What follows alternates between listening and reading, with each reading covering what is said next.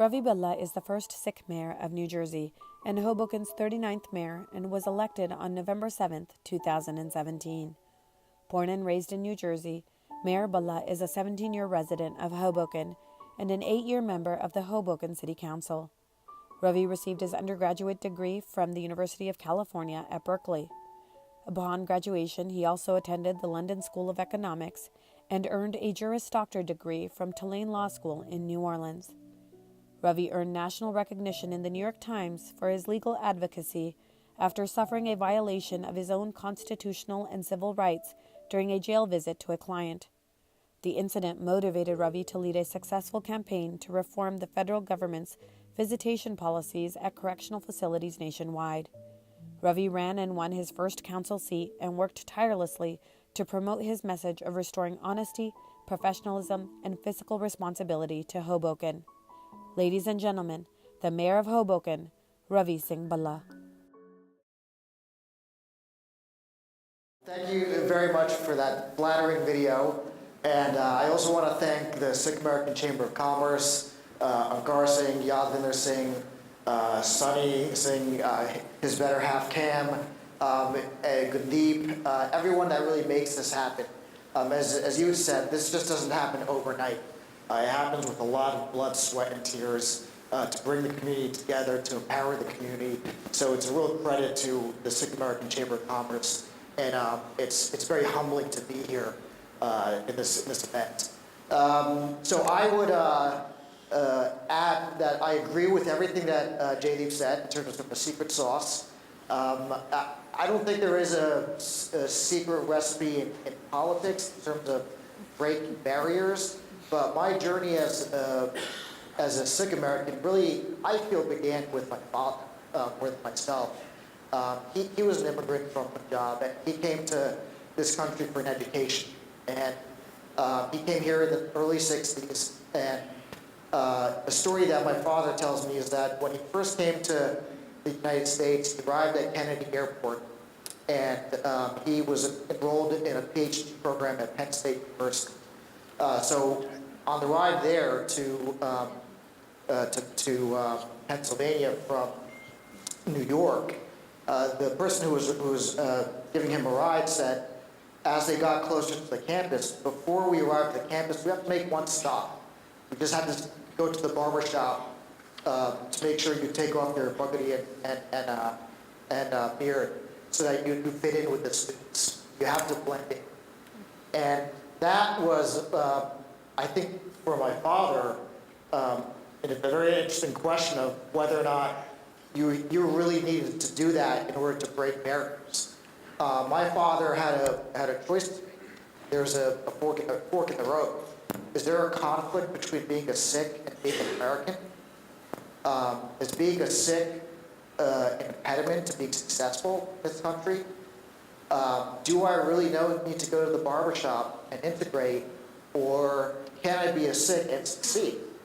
My father chose not to sacrifice his articles of faith as a condition of pursuing an education here in the United States. I wouldn't be standing here today, but for his instance making that choice. But I think that's what really kind of gets to the heart of breaking barriers.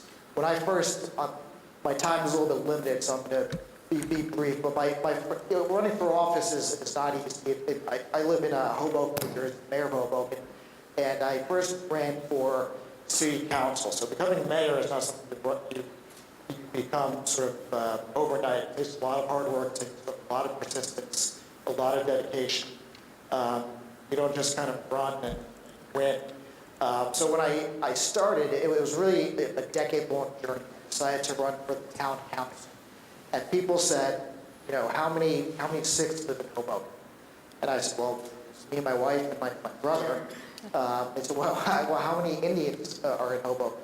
And I said, well, they're not too many, but there are a few. They said, well, are there many Asians in Hoboken? I said, not many. They said, okay, well, you're not Italian, you're not Irish, you're not Latino, you're not labor, you're not a senior. Where's your base? Where's your base? Where are you going to drive people to vote for you? And I mean, to be honest, I didn't know the answer to that question when it was posted.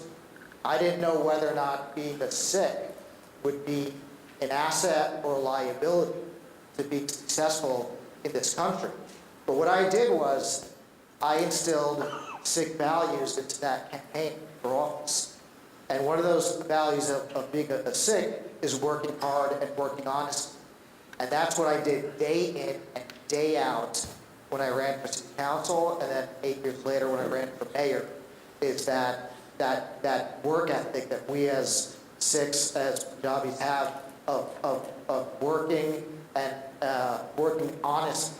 And if you do that, and if you believe in yourself, you'll come to learn that being a Sikh is not only a liability, but it's a huge advantage. It's the secret recipe that we're talking about here in terms of being successful in America.